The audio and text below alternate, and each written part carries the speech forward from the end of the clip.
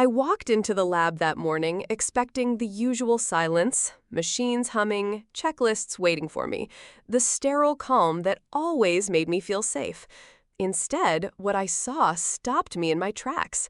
Our brand new CEO, Derek, was standing there with a tiny dog tucked under his arm. A dog in a federally regulated biotech lab. Not only that, the dog was dressed in a miniature lab coat with a badge clipped to its collar. The badge read, Chief Morale Officer. Everyone around laughed nervously, like this was some kind of joke. But it wasn't funny. We were working with sensitive materials. The rules were carved into law. Every second that dog stayed in there, every hair floating in the air, it was a violation that could cost us everything. And yet, nobody said a word. They smiled, they clapped, they pulled out their phones to snap photos. I felt my stomach tighten, like I was the only one in the room who still remembered what the lab was for. That was the moment I realized this wasn't just about science anymore. This was about image branding and ego. Do you know what it feels like to watch something you've protected for years be turned into a prop for someone else's performance? To feel the weight of responsibility pressing on you while everyone else pretends nothing's wrong? That morning, I knew something was going to break. But before I tell you what happened next, let me ask you, where are you tuning in from today? And tell me honestly, have you ever felt invisible at work? Like the only one who cared about doing things the right way? Share your story in the comments. Someone out there might need to hear it just to know they're not alone. When I first joined San Diego Bioworks, I didn't come for the spotlight. I wasn't here to give flashy presentations or pose for glossy photos. My job was quieter, almost invisible. I was the one who kept the doors locked, the checklists updated, the signatures lined up exactly where they needed to be. 9 years I had been in that role. 9 years of making sure every license renewal was filed, every safety inspection passed, every line of regulation respected. You don't see people like me on company posters. You don't hear us mentioned in press releases. But if we stopped doing what we do for even 1 week, everything would grind to a halt. I was used to being ignored, and for a long time I didn't mind. The silence gave me a strange kind of freedom. While others chased promotions or battled for attention in the boardroom, I worked steadily in the background, knowing that my paper trail and my discipline kept the whole system standing. Sometimes coworkers would joke, "Isabella, do you ever sleep?" I'd just smile and shrug. They didn't realize that the extra hour I spent fixing a mislabeled form or following up with a federal database might be the hour that saved the company from a fine or worse. But then Derek came in. Everything changed. He didn't value silence. He valued noise. The louder, the shinier, the better. And people noticed. They cheered, they clapped, they called him visionary. Meanwhile, I became even smaller in their eyes, like a shadow they could step over without thinking twice. Still, I kept doing my work. I told myself, stay steady, stay invisible, let the systems speak for you. Yet deep down, I felt the shift. It was no longer enough to simply keep the lights on. Something heavier was coming, and I could sense it pressing closer every day. I didn't know it yet, but soon my silence would no longer be overlooked. It would become the one thing they couldn't escape. It happened on a Wednesday afternoon, the kind of day when the fluorescent lights in the lab feel harsher than usual. I had just finished updating the compliance checklist when Derek's assistant tapped me on the shoulder. He wants to see you in his office. I walked in, notebook in hand, ready to discuss inspection schedules or renewal filings. Instead, Derek leaned back in his chair, spinning a branded pen between his fingers. He smiled like this was just casual conversation. "Isabella," he said, "we've been reviewing labor costs. Honestly, you don't need to be here full-time. Compliance isn't exactly creative work. 28 hours a week should be plenty, right?" I froze. 28. Not 30, not 35. Exactly 28. My mind ran faster than my heartbeat. Federal rules were clear. Only employees working 30 hours or more could serve as authorized signatories for compliance documents. Anything less, and the authority vanished. He might as well have cut the power to the entire lab. I opened my mouth to explain, but the look on his face stopped me. He wasn't asking, he was announcing. "You'll still be on payroll," he added, as if that was a gift. "Just fewer hours. More balance for you. Less cost for us. Win-win." Win-win. The words rattled around in my head. He had no idea what he'd just done. Or maybe he didn't care. To him, compliance was a box to tick, a form to sign. To me, it was the foundation, keeping us legal, operational, alive as a company. I walked out of his office with my notebook still closed. My hands were steady, but inside I felt the ground shift. 28 hours. That number echoed in my mind like a countdown I hadn't set, but now had to follow. I didn't argue, I didn't plead, I simply noted the change, logged it where it mattered most, and let the silence settle. Because sometimes silence is louder than shouting. And as I left the building that evening, I couldn't help but wonder what would happen when the system finally caught up to his decision. The next morning, I sat at my desk before anyone else arrived. The lab was quiet, only the hum of the freezers and the faint click of my keyboard filling the air. My badge still worked, my login still opened every file I needed. On the surface, nothing had changed, but I knew better. The moment Derek cut my hours, the system reclassified me. No longer an authorized signatory, no longer the one who could automatically renew our federal license. That tiny shift on paper had massive consequences, even if no one else realized it yet. I didn't storm into his office. I didn't send angry emails. Instead, I opened the compliance portal and hovered over the auto-renew setting. For years, I'd been the one to keep it switched on, quietly saving the company from missed deadlines, quietly protecting them from fines. With one click, I turned it off. Then I printed the log. The paper slid out of the machine warm, the black ink crisp. I signed it, dated it, and placed it neatly into my file. A record, proof that I had done everything by the book. No shortcuts, no sabotage, just procedure. It felt strange, almost anticlimactic, how quiet the move was. No alarms, no flashing lights, just a single piece of paper resting in a folder. But I knew that piece of paper carried more weight than Derek's entire slideshow about vision and culture. Later that day, I sat through one of his meetings. Bright graphics on the screen, buzzwords bouncing off the walls. Innovation, synergy, branding. People nodded along. Derek pointed to me once, asking if compliance had anything to add. I simply said, "Noted." Then I went back to my folder. That was the moment I realized something important. I didn't need to fight with words. I had the rules, the logs, and the silence of procedure on my side. And as I closed the drawer on that signed document, I couldn't help but think, what would happen when the countdown I had just started finally reached zero? A week later, Derek called for what he called a culture alignment session. Everyone from junior staff to senior managers was crammed into the conference room. The blinds were pulled shut, the projector humming, casting bright neon words across the wall. Innovation. Synergy. Disruption. He paced in front like a showman, clicking through slides filled with stock photos of smiling people in lab coats, none of whom actually worked for us. "We are more than a lab," he said with theatrical emphasis. "We are a lifestyle brand, a movement." The room echoed with polite laughter.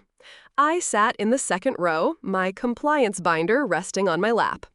Inside, I had every regulation, every audit trail, real things that kept the doors open. But in that moment, it felt invisible. Then Derek's eyes landed on me. "Isabella," he said, drawing the word out. "Why don't you share how compliance can support our creative vision? How can rules help innovation shine?" Dozens of heads turned toward me. The spotlight burned without a single bulb. I felt my pulse in my throat. I could have argued. I could have reminded them that science doesn't bend for branding. Instead, I opened the binder, flipped to the first blank page, and with a steady hand, I wrote one word: noted. I looked up and said calmly, "Everything that needs to be recorded is already recorded." A silence spread across the room, uncomfortable and heavy. Derek laughed a little too loud. "See, always so by the book, but we love that about her, don't we?" The audience chuckled obediently. I smiled faintly, closed the binder, and let the moment pass. Inside, though, the air felt different.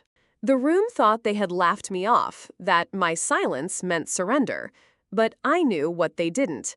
My job wasn't to entertain them. My job was to document, and the paper trail was already alive, waiting. As the meeting wrapped and people filed out buzzing about Derek's energy, I lingered behind. My binder felt heavier in my hands, almost electric. Because the truth was, while they were distracted by words and applause, the system itself was beginning to shift beneath their feet. After that meeting, I made a decision. I would stop doing the little extras, the things no one ever noticed but always counted on. For years, I had quietly patched holes that others ignored. If a form was missing a date, I filled it in. If a database entry didn't sync, I stayed late to fix it.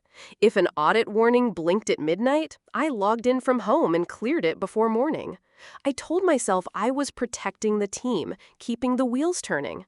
And in a way I was, but not anymore. That week, I did only what was written in my job description. Nothing less, but also nothing more. If a report came in incomplete, I left it incomplete. If the safety dashboard turned yellow, I let it stay yellow. At first, no one noticed. People were too busy chasing Derek's slogans and planning branding initiatives. But slowly, messages began to trickle in. "Hey, Isabella, this calibration file looks off." "You usually handle it."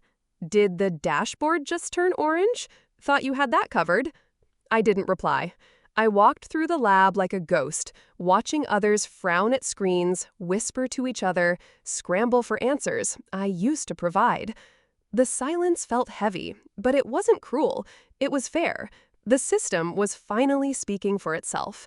I'll admit, part of me felt uneasy. Years of habit made me want to reach in to fix things before they broke.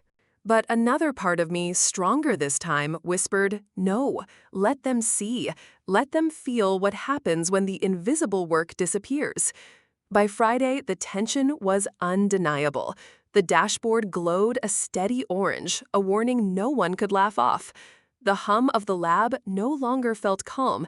It buzzed with quiet panic.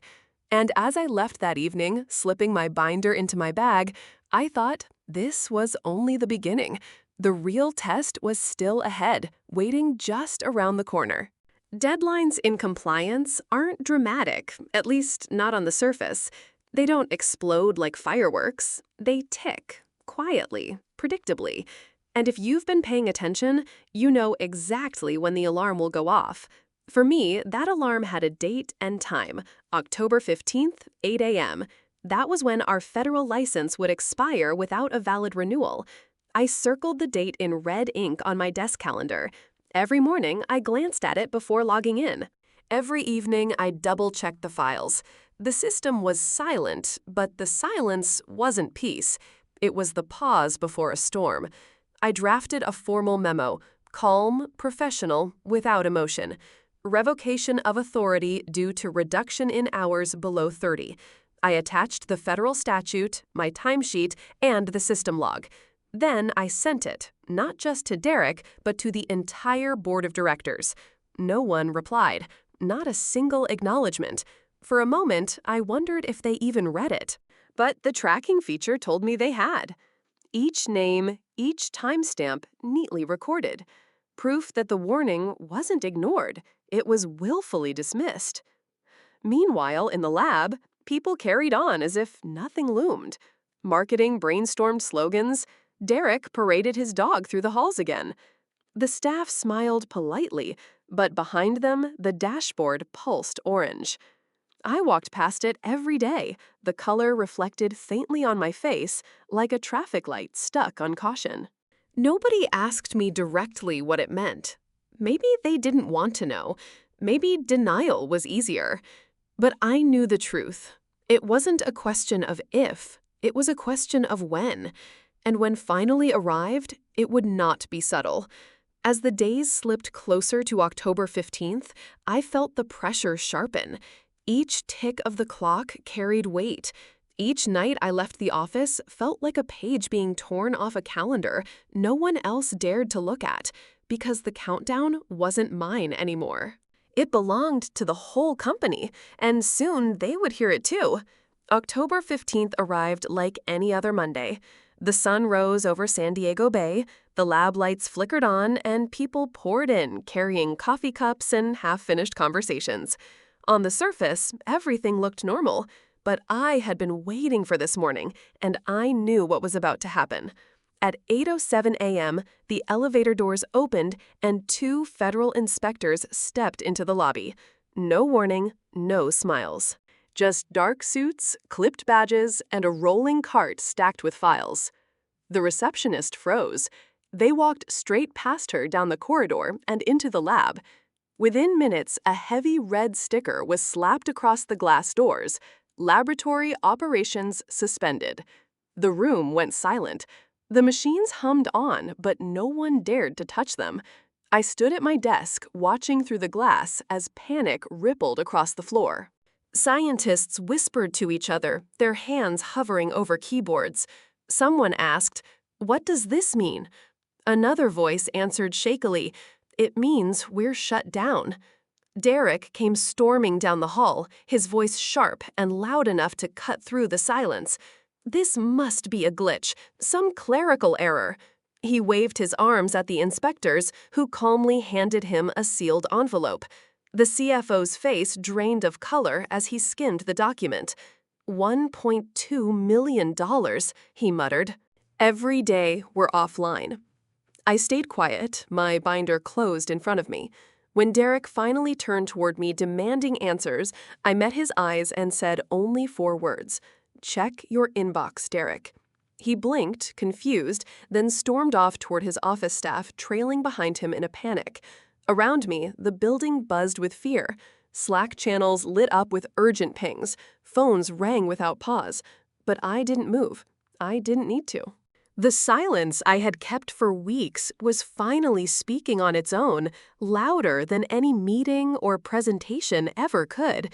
And as I watched the red seal glint under the fluorescent lights, I knew this was just the beginning.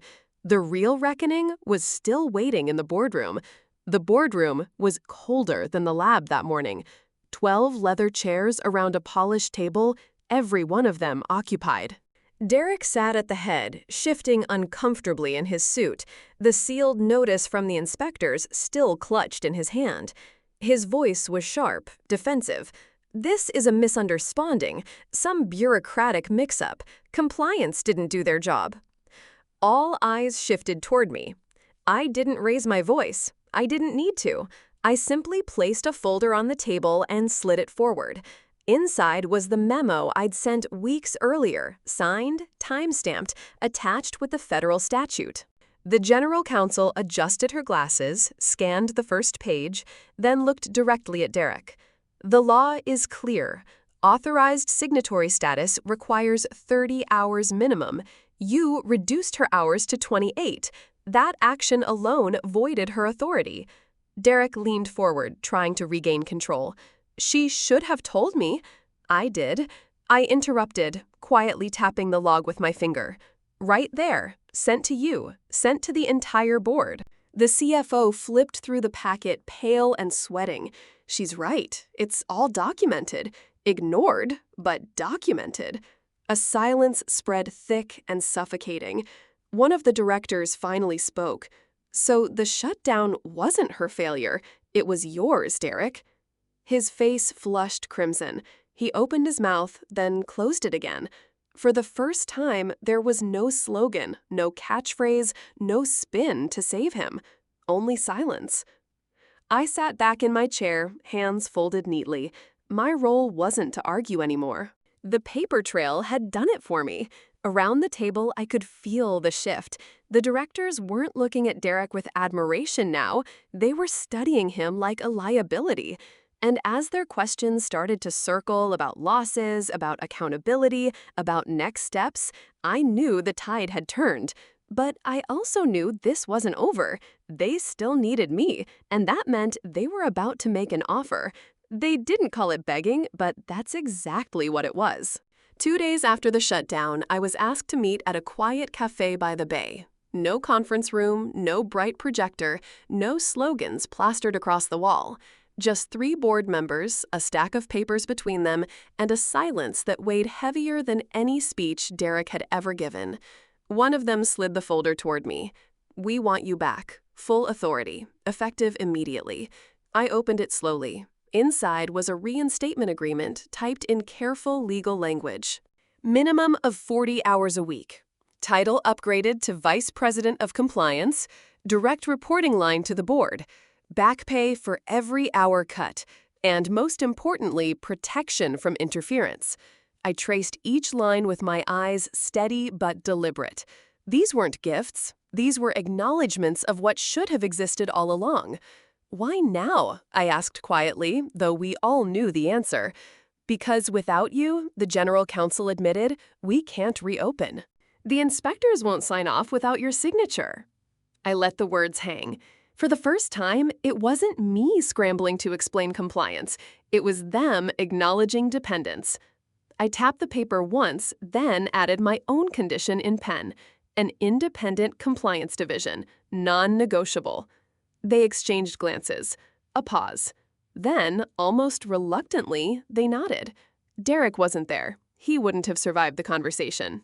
But I could feel his presence anyway, like a shadow outside the window, powerless to stop what was unfolding inside. I signed my name, dated it, and closed the folder. For the first time in weeks, I allowed myself to breathe. Yet beneath the calm, I knew the real moment of truth hadn't come yet. A signature was only ink on paper. The question was what would happen when the lab doors finally opened again, and I was about to find out. The morning the deal went into effect, the air inside the building felt different. Colder, sharper, almost like the walls themselves knew something had shifted. At exactly 9 a.m., I logged in with my restored credentials. The system recognized me instantly. Authorized signatory, active. I clicked through the renewal forms, entered the codes, and with one final confirmation, the dashboard lit up green. The red warnings that had haunted every screen for weeks vanished in an instant. A quiet chime echoed through the lab. It wasn't dramatic, but everyone froze. They knew what it meant. Down the hall, Derek tried to swipe his badge. The reader blinked once, then flashed red. He tried again, harder this time, muttering under his breath. Same result, denied. I watched from a distance as security approached, calm but firm. "Your access has been restricted, sir. Board's orders." His voice cracked louder than he intended. "This is my company. You can't lock me out." But the truth was already clear. Without compliance, there was no company. And without me, there was no compliance. He slammed his badge on the counter and stormed toward the elevators. No audience applauded this time. No nervous laughter filled the air. Just silence. The same silence he had mocked in me swallowing him whole as the doors closed. Meanwhile, the inspectors returned, reviewing the fresh paperwork I had filed. They nodded, satisfied, and removed the heavy red seal from the glass doors. The lab lights flickered back to life, machines humming, screens glowing. A sigh of relief spread across the floor, but all eyes kept drifting toward me as if they were seeing me for the very first time. I didn't bask in it. I simply gathered my binder, straightened the signed agreement in my bag, and walked through the doors of the lab, this time, not as a silent shadow, but as the one holding the key. And deep down, I wondered, now that the power had flipped, what lesson would truly remain? When the dust finally settled, the company moved on without Derek. His name was quietly removed from the website, his office cleared out within a week. People who once laughed at his slogans now avoided saying his name at all. It was as if the building itself wanted to forget him. For me, things didn't return to how they used to be. They couldn't. My title changed, my hours were secured, and for the first time, my work wasn't invisible anymore. Colleagues stopped treating compliance as background noise. They asked questions, they listened, they understood that safety and procedure weren't just red tape, they were survival. But more than the promotions or the green dashboards, what stayed with me was the silence. The silence I had carried for weeks while everyone else ignored the warnings. That silence wasn't weakness, it was patience.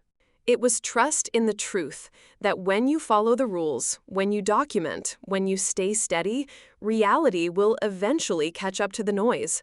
I won't pretend it was easy. Being overlooked, being dismissed, being laughed at, it wears you down. But sometimes the most powerful move isn't the loudest one. Sometimes it's the quiet step that leaves the deepest mark. So if there's something I hope you take from this story, it's this. Don't underestimate your quiet strength. Don't think being overlooked makes you powerless. The work you do, the discipline you keep, the standards you hold, they matter even when no one else notices. And one day when it counts, they might be the very thing that saves everything. Now, I want to ask you, have you ever felt invisible at work, like your effort didn't matter until the moment it suddenly did? Share your thoughts in the comments. Your story might be the reminder someone else needs right now.